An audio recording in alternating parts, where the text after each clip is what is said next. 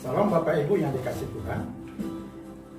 Memasuki tahun 2022, saya ingin isi kesaksian saya khusus tentang Yesus. Ya, saya asli orang Sunda, dilahirkan dan dibesarkan hanya 4 km dari kaki Gunung Galunggung. Saya dididik oleh kakek saya dan saya dilengkapi dengan ilmu-ilmu kanuragan, sehingga di usia 25 tahun ya saya sudah nggak mempan dibacok.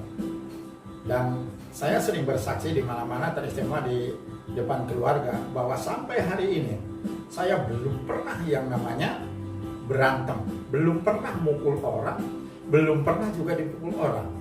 Ya, karena apa yang saya miliki, rasanya ilmu saya itu bukan berupa di luar tubuh, tapi ilmu saya itu di bawah kulit dan di dalam daging, di atas daging.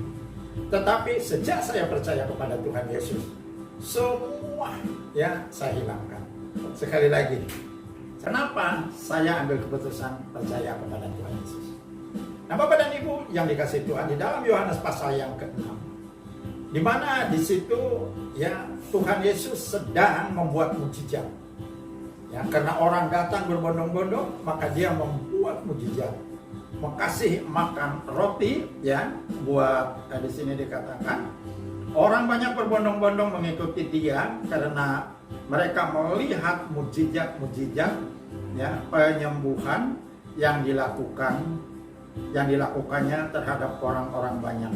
Dan Yesus naik ke atas gunung dan duduk di sana.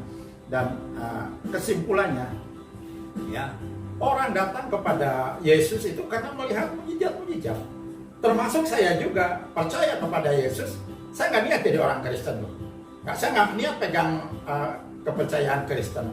Saya nggak niat apalagi sampai jadi jemaat Kristen, jadi pelayan Tuhan, ya, jadi pastor. Saya nggak niat. Yang saya niat itu melihat mukjizat yang dilakukan Yesus di dalam Alkitab. Termasuk diawali di pasal 6. Bagaimana Yesus membuat mukjizat buat ribuan orang. Ya, nah saya dengan mukjizat itu, nah saya membuka hati untuk menerima Yesus. Nah, di dalam pasal 6 di ayat 1 ini, kalau Bapak dan Ibu lihat Alkitabnya nanti, di dalam perikop yang ketiga, yaitu orang banyak mulai mencari Yesus. Ya, orang banyak mulai mencari Yesus. Dan saya juga mulai mencari Yesus. Nah, di dalam perikop yang keempat itu, yaitu roti hidup. Ketika orang banyak menemukan Yesus di seberang laut itu, ya, mereka berkata kepadanya, "Rabi, bila manakah engkau tiba di sini?" Ya, "Rabi, bila manakah engkau tiba di situ?" Jadi orang banyak itu tidak cukup dengan makan roti aja, diberi makan roti, tapi dia mencari Yesus. Cuma Yesus tahu persis hati daripada orang-orang yang datang. Karena jawaban Yesus ayat yang ke-26, Yesus menjawab mereka, "Aku berkata kepadamu, sesungguhnya kamu mencari aku bukan karena kamu telah melihat tanda-tanda, melainkan karena kamu telah makan roti itu dan kamu kenyang."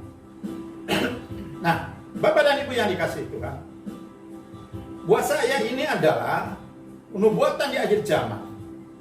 Gereja-gereja sekarang, orang Kristen juga tidak jauh banyak berbeda. Kita hanya lihat pertumbuhannya.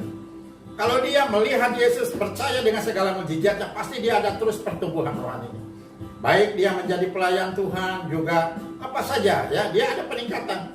Tapi kalau orang itu kadang rombongan yang kedua, seperti yang Yesus katakan, "Kamu datang kepadaku, kamu mencari aku, bukan karena kamu melihat dan percaya, tetapi kamu telah makan roti dan menjadi kenyang." Atau kamu mencari roti dan menjadi kenyang. Intinya, ya, kita jangan sampai hanya datang kepada Yesus karena kenyang, hanya datang kepada Yesus karena motivasi, tapi datang kita kepada Yesus karena mukjizat.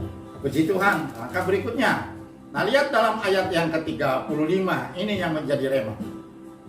Kata Yesus kepada mereka, "Akulah roti hidup. Barang siapa datang kepadaku, ia tidak akan lapar lagi, dan barang siapa percaya kepadaku, ia tidak akan haus lagi."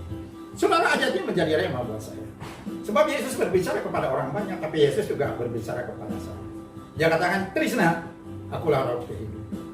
Ya, akulah roti hidup. Kalau kamu datang kepadaku dan percaya kepadaku, kamu tidak akan lapar lagi dalam tatanan dunia.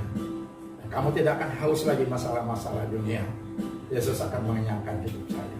Saya bilang, Tuhan terima kasih, Kau begitu baik. Ya, masalah duniawi tidak pernah ada kenyangnya, tapi Engkau yang mengenyangkan. Bahkan di dalam ayat berikutnya, ya, di dalam ayat yang ke-40, sebab inilah kehendak Bapakku, yaitu supaya setiap orang yang melihat Anak dan yang percaya kepadanya, yang beroleh hidup yang kekal, dan supaya aku membangkitkannya pada akhir zaman. Bapak dan Ibu yang dikasih, kalau kita percaya kepada Dia, ya pasti, ya kita akan diselamatkan. Sekali lagi, Bapak dan Ibu, mari kita sebagai orang Kristen, jangan jadi orang Kristen hanya karena motivasi urusan duniawi, urusan perut. Tapi kita datang semuanya karena Yesus adalah sumber mujizat buat kita semuanya. Saya yakin dan percaya di seri-seri berikutnya kita akan lihat. Saya senang dengan apa yang Tuhan Yesus katakan. Akulah roti hidup. Wah, mantap sekali.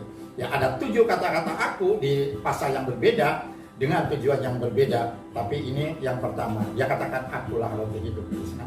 Barang siapa datang kepadaku dan percaya, maka dia tidak akan lapar lagi dan tidak akan haus lagi dalam kehidupan dunia. Sebab Tuhan akan mengenyangkan. Tuhan tidak melengkapi bagian luar dulu, tapi Tuhan melengkapi bagian dalam dulu, yaitu jiwa kita, pikiran, kehendak, dan perasaan. Maka bagian luar akan Tuhan kenyangkan. Tuhan Yesus memberkati. Yuk kita berdoa. Tuhan terima kasih buat hari ini. Ya, kenapa hamba-Mu ambil keputusan untuk menerima Yesus, dan biarlah juga banyak orang ambil keputusan menerima Yesus. Kita boleh mencari Yesus karena mujizat yang percaya bahwa keselamatan hanya ada di dalam Yesus. Haleluya, amin.